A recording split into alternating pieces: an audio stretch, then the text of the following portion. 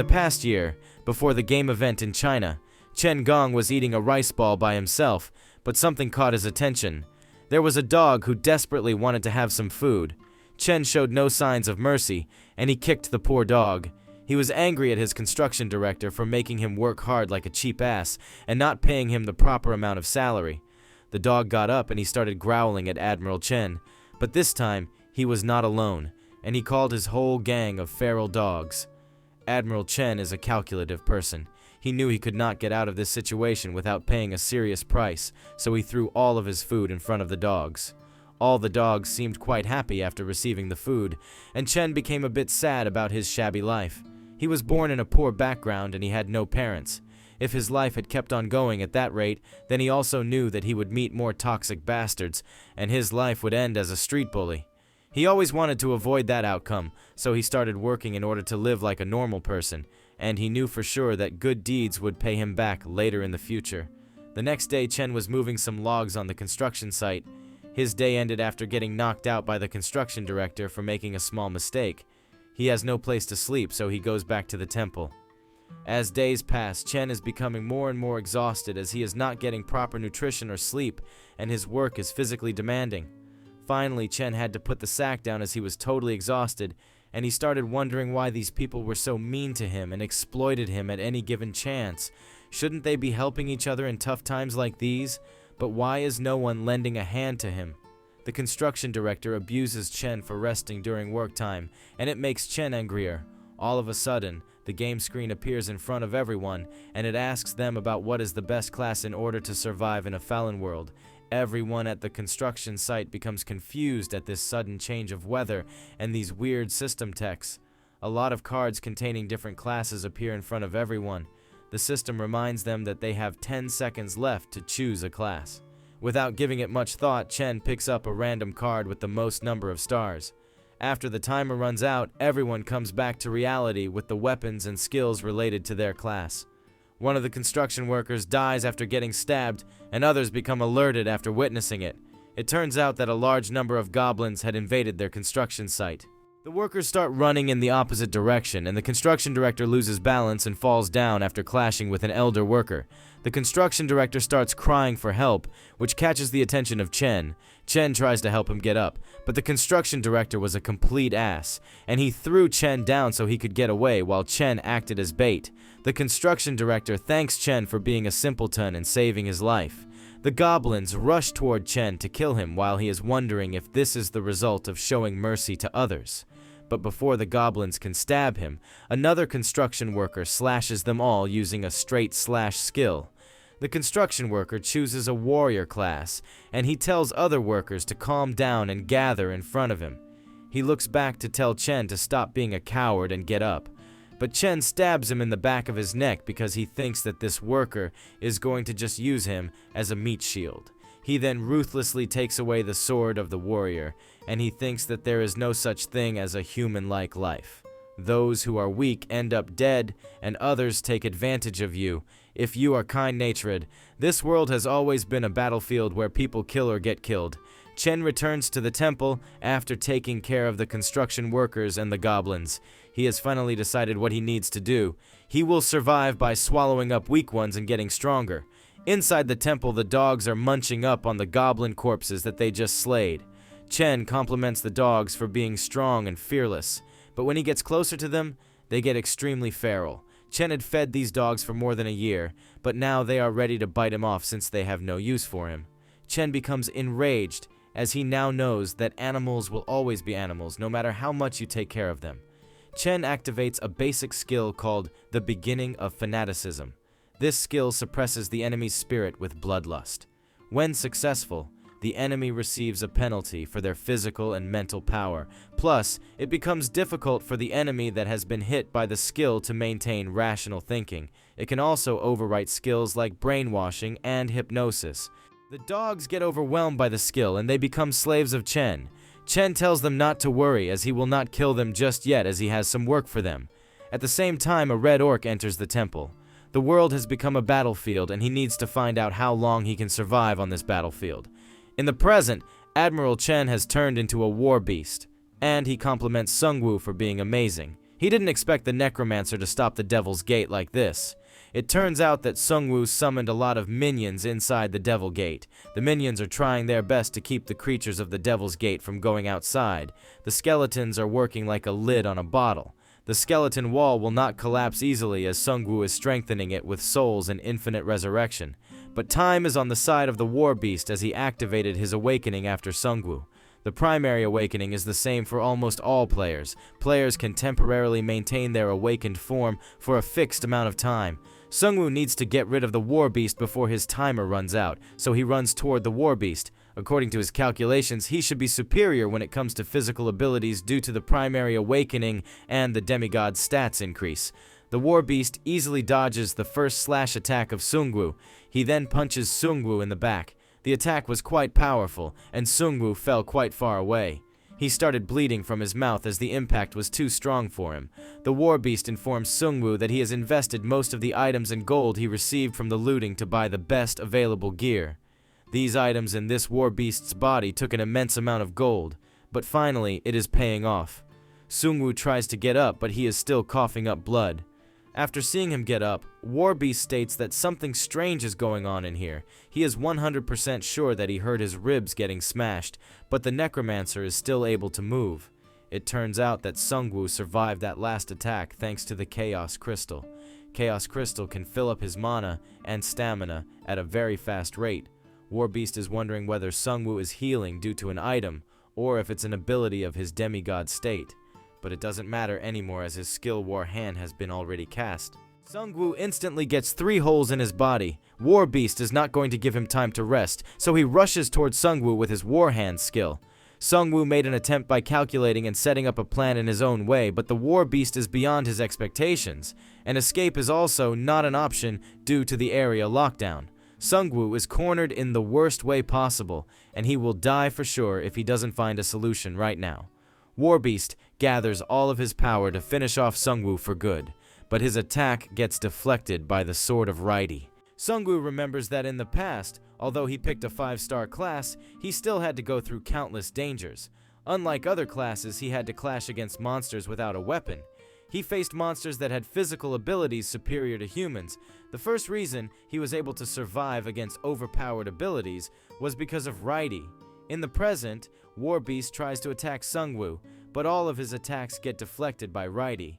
Righty has a deflection skill, and he can deflect enemy attacks with a high chance.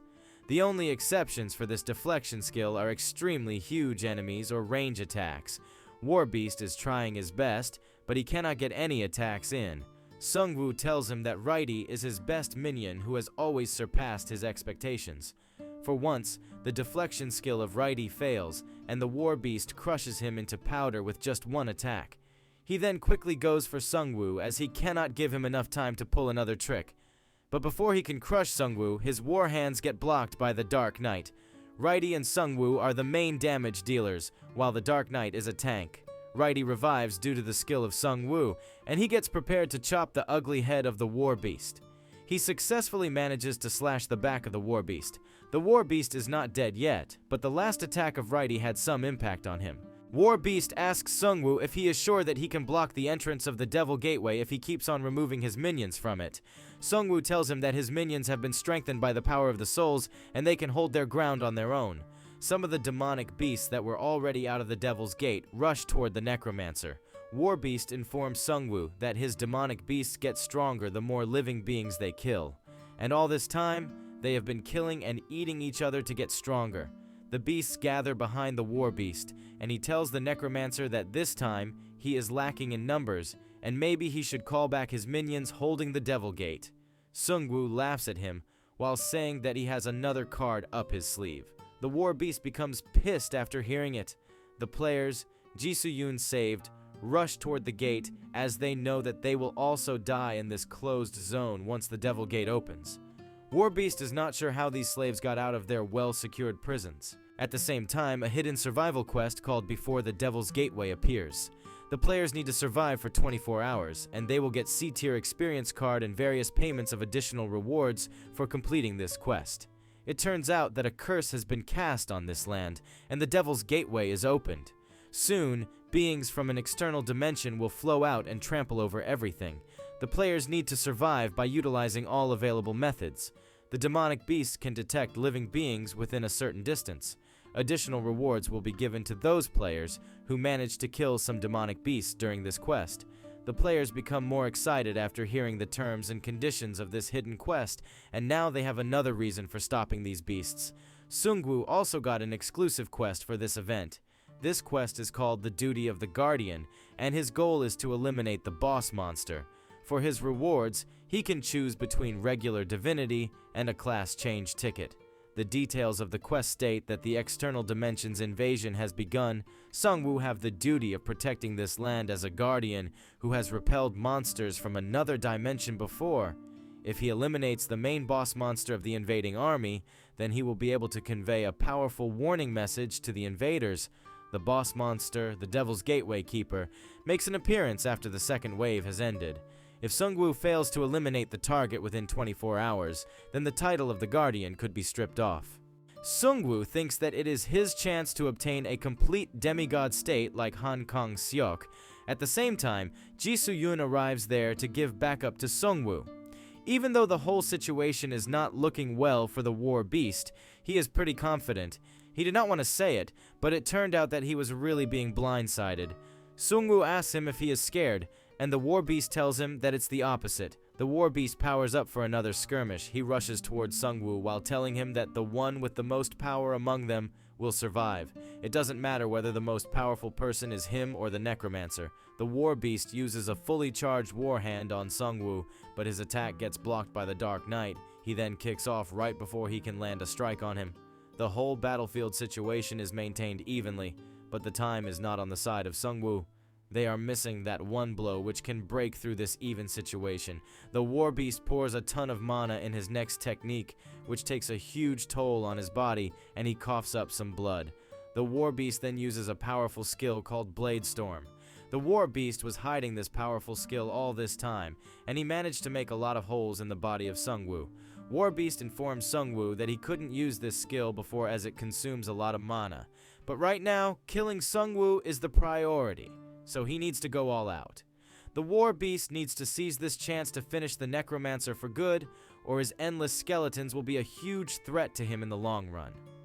Righty, Dark Knight, and Ji Soo-yoon rush toward the war beast to stop him. But they get back in order to avoid the storm blades of the war beast. Sungwoo gets pierced once again by a lot of projectiles. But before the war beast can come up with a follow-up attack, another prodigy riding an alpha wyvern rushes toward him from the sky. Hanho then crashes directly into the war beast, which makes Ji Soo-yoon worried. As the smoke subsides, Hanho gets up from the rubble. It was a close call, but he survived due to his indestructible body skill. It turns out that he killed a minor monster by throwing a dagger toward it, which in turn granted him an indestructible body for 5 seconds. Hanho starts praising himself for being the trump card of his party. He is too proud, and he says that he can easily beat the King of Pirates Luffy with his indestructible body technique. The war beast gets up, and Hanho begs Sungwoo to finish the war beast as quickly as possible before he can pull out another trick.